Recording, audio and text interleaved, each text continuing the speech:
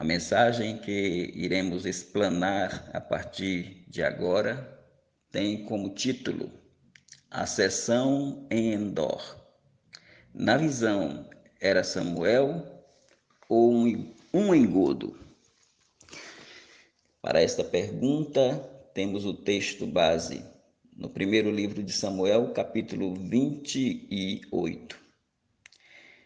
Para nossa reflexão inicial, o livro de Levítico, capítulo 20, verso 27.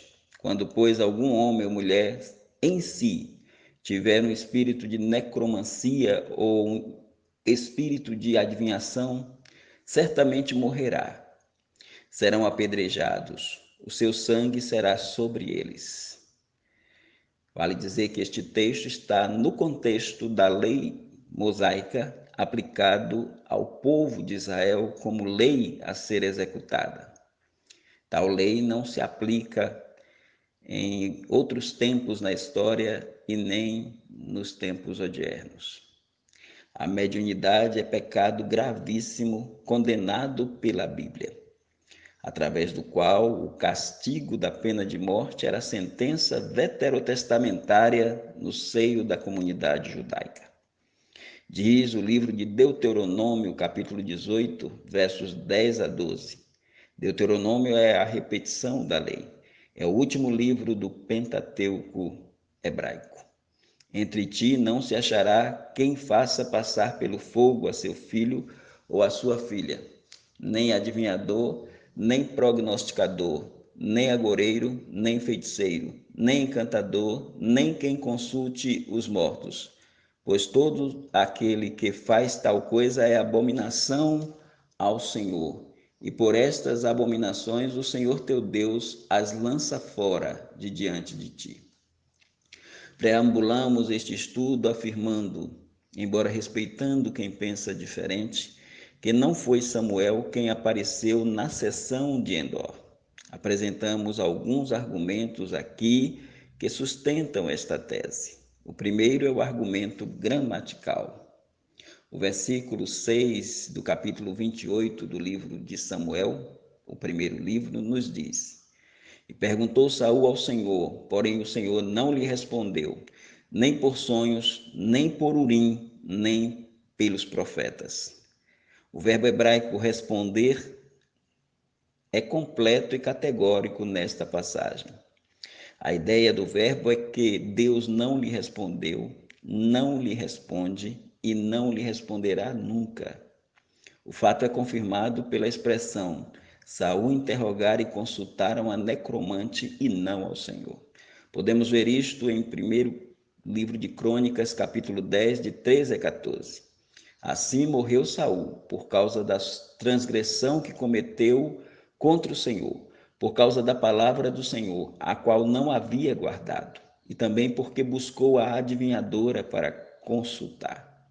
E não buscou ao Senhor, que por isso o matou e transferiu o reino a Davi, filho de Jessé.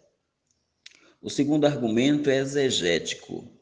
O versículo 6 do capítulo 28 do primeiro livro de Samuel também nos diz: E perguntou Saul ao Senhor, porém o Senhor não lhe respondeu, nem por sonhos, nem por Urim, nem por profetas. Nem por Urim, que era revelação sacerdotal, nem por sonhos, que era a revelação pessoal, nem por profetas, que era a revelação inspiracional da parte de Deus. Se Samuel em Endor foi o veículo transmissor, seria o próprio Deus respondendo, pois Samuel não podia falar senão pela inspiração, e já estava na presença de Deus. E se foi o Senhor quem falou, não foi Samuel. O texto bíblico estaria equivocado. Mas aprofundemos além um pouco lá na frente. O terceiro argumento é ontológico. Deus se identifica como Deus dos vivos, Deus de Abraão, de Isaac e de Jacó.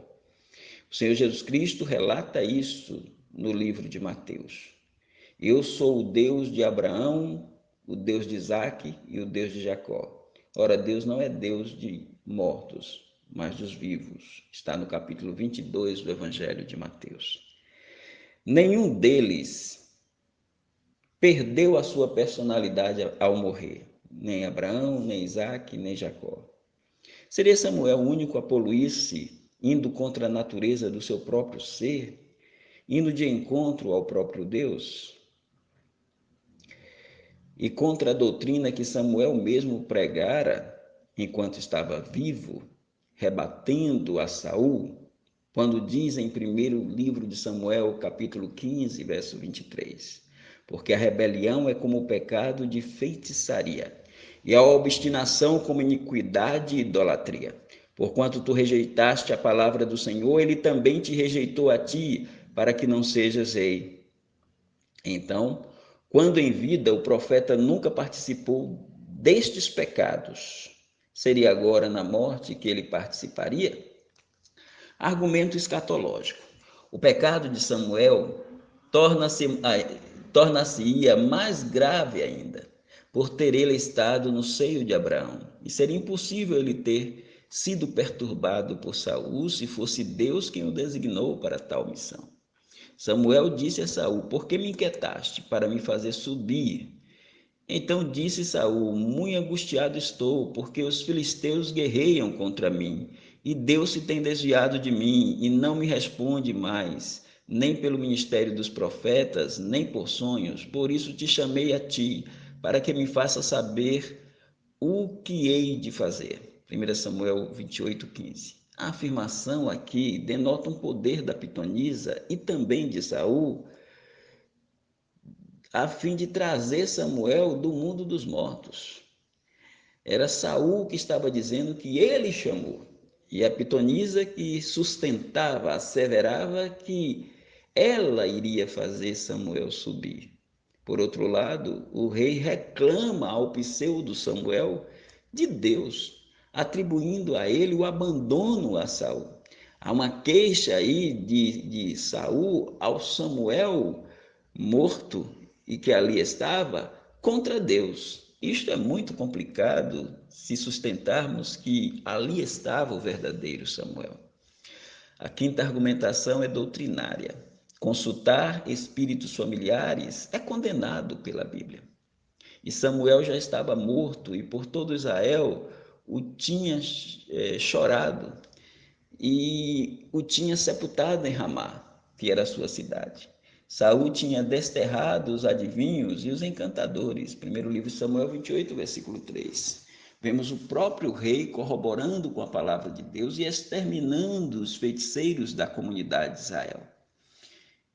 Isso aí demonstra que, biblicamente, vai de encontro ao caráter de Deus, vai de encontro à profecia bíblica, vai de encontro ao que Deus havia sustentado como preceito a favor do seu povo, Samuel aparecer numa sessão e Deus falar através de uma pitonisa ou da consulta da pitonisa ao mundo dos mortos. Mas, para além disto, vejamos as profecias imprecisas desse Samuel. E aí nós pensemos no próximo argumento de número 6, o argumento profético. A palavra de Deus diz em Deuteronômio 18, de 20 a 22. Porém, o profeta que tiver a presunção de falar alguma palavra em meu nome, que eu não tenha lhe mandado falar, ou que falar em nome de outros deuses, esse profeta morrerá. E se disseres no teu coração, como conhecerei a palavra do Senhor, ou que o Senhor não falou? Quando um profeta falar em nome do Senhor e esta palavra não se cumprir, nem suceder assim, esta é a palavra que o Senhor não falou. Com soberba falou o profeta. Não tenhas temor dele. Deuteronômio 18, 20 a 22. Nós temos então as profecias do pseudo Samuel. Saul não foi entregue nas mãos dos filisteus. Saul não foi entregue nas mãos dos filisteus. E o Senhor entregará também a Israel contigo na mão dos filisteus. E amanhã tu e teus filhos estareis comigo. E o arraial de Israel o Senhor entregará nas mãos dos filisteus. 1 Samuel 28, 19. Claro que essa pitonisa, ou o próprio demônio dentro dela, poderia tranquilamente falar sobre isso, porque Saul estava batalhando contra os filisteus. Estará visível em todo Israel esta guerra entre Israel e os filisteus. Mas só que Saul se suicidou. Saul não foi entregue diretamente nas mãos dos filisteus. Ele se suicidou. Isto é bem diferente. Então disse Saul ao seu pajem de armas: arranca a tua espada e atravessa-me com ela, para que porventura não venham estes incircuncisos e me atravessem e escarneçam de mim. Porém, o seu pajem de armas não quis, porque temia muito.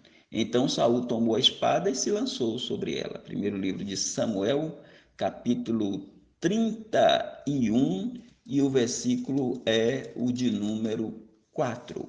Além disto, o corpo de Saul veio para parar nas mãos dos homens de Jabes Gileade. Ouvindo então os moradores de Jabes Gileade o que os filisteus fizeram a Saul, todo homem valoroso se levantou e caminharam por toda a noite e tiraram o corpo de Saul e os corpos de seus filhos do muro e de Bet-san, e vindo a Jabes, os queimaram e tomaram seus ossos e os sepultaram debaixo de um arvoredo em Jabes e jejuaram 7 dias. 1 Samuel 31, versos 11 a 13, mostrando que Saul, acabou nas mãos dos Jabes gileaditas e não nas mãos dos filisteus. B. Não morreram todos os filhos de Saul. E o Senhor entregará também Israel contigo na mão dos filisteus, e amanhã tu e teus filhos estareis comigo. E o arraial de Israel o Senhor entregará na mão dos filisteus. 1 Samuel 28, 19. Só que não foram os teus filhos, foram alguns dos teus filhos. Outra coisa importante, estar com Samuel é questionável. Estareis comigo, foi o que disse o Samuel da profecia. Mas Samuel estava no seio de Abraão. Samuel era crente. Jonatas também estava no seio de Abraão. Entretanto, Saul, ao que tudo indica, não morreu como servo de Deus. Saul não foi ao mesmo lugar que Samuel. Portanto, Samuel não poderia dizer estareis comigo, porque Saul, ele não foi para o mesmo lugar. Ele foi para o lugar de tormento e não para o seio de Abraão. Jonatas, sim, estava com Samuel, estaria com Samuel. Outra coisa, e não estariam amanhã com ele. Daqui a pouco veremos essa questão. Se foi no outro dia, se foi no dia seguinte ou não. Vale ressaltar que ficaram vivos 3 filhos de Saul. Isbosete é o primeiro. Porém, Abner, filho de Ner, capitão do exército de Saul, tomou Isbosete, filho de Saul, e o fez passar a Manaim, e o constituiu rei sobre Gileade, sobre os Assuritas, e sobre Gisreel, e sobre Efraim, e sobre todo Israel. Da idade de 40 anos era Isbosete, filho de Saul, quando começou a reinar sobre Israel, e reinou 2 anos, mas os da casa de Judá seguiram a Davi. Segundo livro de Samuel, capítulo 2, versos 8 a 10. Além de Isbosete, havia também Armoni e Mefibosete. Segundo Samuel 28, versículo 8. Mas tomou o rei os 2 filhos de Rispa, filha de Aiá, que tinha tido de Saul, Armoni e Mefibosete, como também os 5 filhos da irmã de Mical, filha de Saul, que tivera de Adriel, filho de Barzilai, Meolatita. Só 3 filhos de Saul morreram na batalha: Jonatas, Abinadab e Malquizua. É o que diz primeiro livro de Samuel, capítulo 31, versículo 2. E os filisteus perseguiram a Saul e a seus filhos, e os filisteus mataram a Jonatas e Abinadab e a Malquizua, filhos de Saul. C. Saul não morreu no dia seguinte. E o Senhor entregará também contigo na mão dos filisteus, e amanhã tu e teus filhos estareis comigo. E o arraial de Israel o Senhor entregará na mão dos filisteus. 1 Samuel 28, 19. Saul morreu cerca de 18 dias depois. Podemos citar algumas indicações disto. Sucedeu, pois, que chegando Davi e os seus homens ao terceiro dia, 3 dias depois da morte de Saul, a Ziclague. Já os amalequitas tinham invadido o sul e Ziclague, e tinham ferido a Ziclague e a tinham queimado a fogo. Então Davi lhe disse: de quem és tu e de onde és? E disse o moço egípcio: sou servo de um homem amalequita. E meu senhor me deixou porque adoeci há 3 dias. Temos aí 3 dias. E feriu-os Davi desde o crepúsculo até a tarde do dia seguinte. Nenhum deles escapou, senão só 400 moços que, montados sobre o camelo, fugiram. Então aqui nós percebemos mais tempo. Então, se fosse só o outro dia, mas nós acompanhando a trajetória de Davi, nós vamos verificar que foram 18 dias depois que Saul, Jonatas e Abinadab e Malquissua morreram. Alguns pontos a serem considerados para finalizar a nossa argumentação de que Saul e a pitonisa não foram visitados por Samuel. Primeiramente, Saul não viu a Samuel. Naquela sessão, Saul não viu a Samuel. Ele percebeu, pela descrição feita através da mulher, o que ela via em seu transe. Diz a palavra em 1 Samuel 28, 14. E ela lhe disse, melhor dizendo, e ele lhe disse, como é a sua figura? E ela disse, vem subindo um homem ancião. Estava envolto numa capa. Ela nem disse que era Samuel. Diz o texto que entendeu Saul que era Samuel. Inclinou-se com o rosto em terra e se prostrou. Saul entendeu que era Samuel. Alguns argumentam, em segundo lugar, que há afirmações bíblicas de que foi Samuel quem falou. Só que isto não quer dizer que o verdadeiro Samuel era o agente a dialogar com Saul no texto em questão, pois a narrativa da perícope, em análise, acompanha a crença de Saul ao entender que o vulto é Samuel. O texto passa a dizer que era Samuel quem estava falando a partir da compreensão de Saul de que a figura era a de Samuel, o qual traz indagações inquestionáveis. Primeiramente, Samuel disse a Saul, primeiro livro de Samuel 28:15. Samuel disse a Saul, não implica necessariamente que foi Samuel, mas pela compreensão de Saul. Então disse Samuel, por que, pois, me inquietaste, fazendo-me subir? Então disse Samuel, por que, pois, me inquietaste, fazendo-me subir? Então pense comigo, Saul não tinha nenhuma condição de fazer Samuel subir do seio de Abraão para a terra.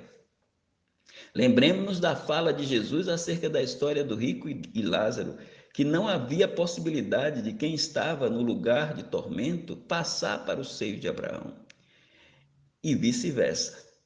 Tampouco era possível de quem estivesse em um desses lugares voltar à terra. Ali, Abraão deixa entender que era impossível eles voltarem à terra. E os irmãos do rico teriam de ouvir as escrituras, porque tinha Moisés e os profetas, eles que ouvissem, Lucas 16, 19 a 31. Então, não haveria condições de Saul fazer Samuel subir. Então, essa indagação de Samuel, por que, pois, me inquietaste, fazendo-me subir, é complexa demais. Outra questão é me inquietaste, me perturbaste. Se fosse Deus quem tivesse enviado a Samuel, ele não usaria essa expressão, me perturbaste, me inquietaste, fazendo-me subir. Em segundo lugar, diz ainda no verso 16 a palavra, então disse Samuel, por que, pois, me perturbas a mim, visto que o Senhor te tem desamparado e se tem feito teu inimigo. A expressão perturbar aqui é perturbadora. Podemos dizer de entrada que Deus não era inimigo de Saul. Saul que tinha se afastado de Deus. E quanto à vidência, não era profética, pois o demônio, ele acompanhava a trajetória de Saul. Então dizer que Saul tinha se afastado de Deus e abandonado de Deus não seria prerrogativa somente do conhecimento de Samuel.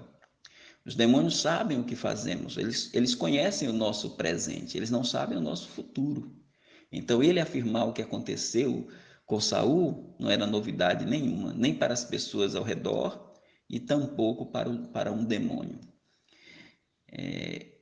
O que a gente pode notar é que esta evidência ela não era profética, pois o demônio ele acompanhava a trajetória de Saul e sabia que Deus já tinha feito, o que Deus já tinha feito com ele. A abordagem da rejeição não seria mais futura, ela era passada.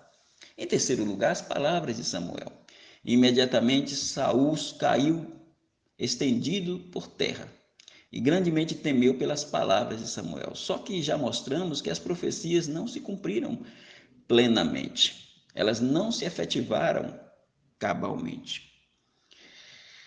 A esperteza e o método da mulher pitonisa fez simular um Samuel embusteiro, que certamente era um demônio. Vejamos as razões. A primeira razão é a percepção da mulher do Saul disfarçado. O disfarce de Saul não era suficiente para enganar a mulher. E Saul se disfarçou e vestiu outras roupas. E foi ele com 2 homens, e de noite chegaram a mulher. E disse: Peço-te que me adivinhes pelo espírito de feiticeira, e me faça subir a quem eu quiser, ou a quem eu disser. 1 Samuel 28, versículo 8. Ele podia se disfarçar nas vestes e até na voz, mas não tinha condições de implementar um disfarce perfeito, devido à sua estatura. E correram e o tomaram dali, e o pôs no meio do povo, e era ele mais alto do que todo o povo, desde o ombro para cima. Primeiro livro de Samuel 10, 23, quando Saul foi escolhido rei, uma das características era esta. Ele era o homem mais alto de Israel. Seria muito difícil ele se disfarçar na altura diante da feiticeira. Então a feiticeira sabia do que Saul fizera, e ela, desconfiada, pontua. Então a mulher lhe disse: Eis aqui tu sabes o que Saul fez, como tem destruído da terra os adivinhos, encantadores. Por que, pois, me arma um laço para tirar a minha vida, para me fazeres morrer? 1 Samuel 28, versículo 9. E aí Saul garante que ela não vai morrer. Aí a mulher, com a sua intuição, ela já estava ciente de quem estava diante dela. Esta fala já é de uma mulher que sabe que Saul está diante dela. Em segundo lugar, a revelação da mulher sobre Saul. Ela sabia que quem estava ali era Saul. Ela diz: a mulher então lhe disse: A quem farei subir? E disse ele: Faz-me subir a Samuel. Vendo, pois, a mulher a Samuel, gritou com alta voz e falou a Saul, dizendo: Por que me tens enganado? Pois tu mesmo és Saul. Primeiro livro de Samuel 28, de 11 a 12. Em quarto e último lugar, o verdadeiro Samuel não teria mentido dizendo que Saul perturbara o seu descanso, se Deus e não Saul lhe tivesse ordenado. O verdadeiro Samuel, ele não iria trazer profecias que não se cumprem cabalmente. O verdadeiro Samuel não iria dizer que tanto a pitonisa quanto Saul o fizeram sair de lá do seio de Abraão para estar na sua presença. Portanto, meus amados irmãos, estamos certos de que Saul não vira Samuel.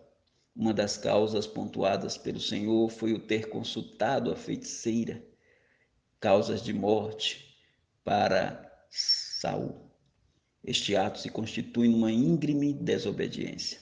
Deus não iria dar seu aval a uma consulta aos mortos, a uma sessão de consulta aos do outro lado, aos do além. Algo abominável para ele. O relato demonstra que tal evento na vida de Saul foi mais um abismo que chamou outro abismo.